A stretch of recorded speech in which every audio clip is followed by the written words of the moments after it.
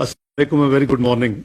Let me begin by expressing my deep gratitude to the Islamic Republic of Iran and the United States of America for responding to the call made by Prime Minister of Pakistan, Muhammad Shahbaz Sharif, for an immediate ceasefire in the region, as well as for accepting Prime Minister's invitation for holding peace talks in Islamabad.